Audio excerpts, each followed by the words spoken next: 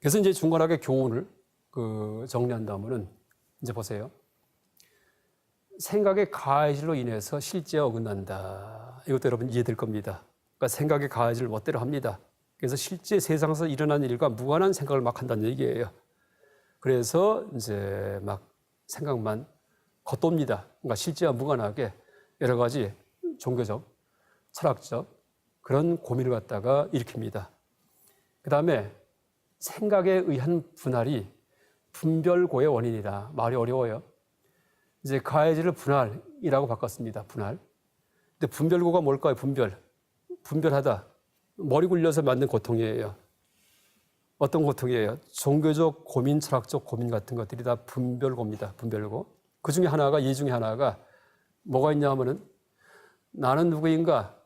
참 궁금하지 않아요? 나는 누구인가? 여러분. 내가 누굴까? 내가 누굴까? 참 궁금합니다. 그렇죠? 이제 그런 의문을 불교에서는 선승들, 선하시는 분들이 그걸 화두라고 해서 의문으로 삼아가지고 다리 꼬고 앉아서 도대체 내가 누군가라고 생각하는 게 그게 수행법 중에 하나입니다. 그런데 자 보세요. 이놈이 누군가 한번 생각해 보세요. 내가 누군가 생각해 보세요. 생각할 수 있어요? 내가 누군가라고 의문을 품는데 실제 나는 누굴까요? 그렇게 의문을 품는 그놈이 나예요. 그렇죠? 보니까. 근데 실제 보니까 의문을 품는 그놈이 나예요라고 자각한 그분이 나예요. 그렇게 반성이 되잖아요. 근데 보니까는 반성이 되잖아요 하는 그 사람이 나옵니다. 그러니까 무한퇴행한다는 얘기입니다. 내가 누군가 할 때 딱 정착이 되는 게 아니고 무한소급한다는 얘기예요. 그러니까 실제는 내가 누군가라는 것이 실제는 답이 없는 의문입니다. 내가 뭐 몸뚱이다 할 경우에 이건 답이 틀려요. 사실이 위배가 돼요. 왜? 몸 다 이식할 수 있죠.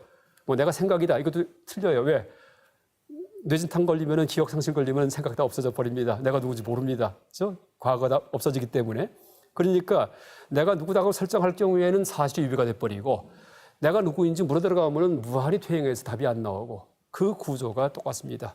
비가 내린다 할 때 내림을 갖는 비가 내리기 때문에 중복이 되죠. 내림을 갖는 비가 내리는데 내림은 왜 있어요? 비니까 있죠. 비가 있으니까 있는 내림을 갖는 비가 내리니까 비가 또 3번 되죠. 그럼 비는 왜 있어요? 그 전에 내림이 있었기 때문에. 내림은 왜 있어요? 그 전에 비가 있었기 때문에. 그래서 실제 비가 내린다도 의미 중복이지만 의미 무한 중복에 오류에 빠지는 겁니다. 그래서 이제 내가 누군가 하고 의문을 품을 경우에도 무한한 퇴행이 일어나든지 그래서 이제 논의가 끝나지가 않아요. 아니면 어딜 설정했을 경우에 어떤 것이 나다 설정했을 경우에는 사실 유배에 오류에 빠집니다. 그래서 내가 누군가라는 의문을 품는 그 자세 자체가 뭐예요? 중도의 상태로 마음을 몰고 가는 겁니다. 중도로다가. 그렇죠? 무한퇴행도 하지 않고 어딜 설정도 하지 않고 그냥 의문만 계속 품고 있는 상태입니다. 의문만. 그래서 지금 중간학적인 방식을 지금 설명했지만은 그것이 나중에 서원불교에서 화두라고 얘기해요. 의문. 그러니까 수행성들이 품는 의문과 구조가 똑같습니다. 그래서 수행성들이 의문을 품을 경우에는 항상 그 의문의 상태를 지속하는 게 중요합니다. 지속. 안착하지 말고 어디 안착하지 말고. 그래서 이제 그런 식의 마음의 상태를 중도의 상태다. 중도라고 얘기를 합니다. 중도.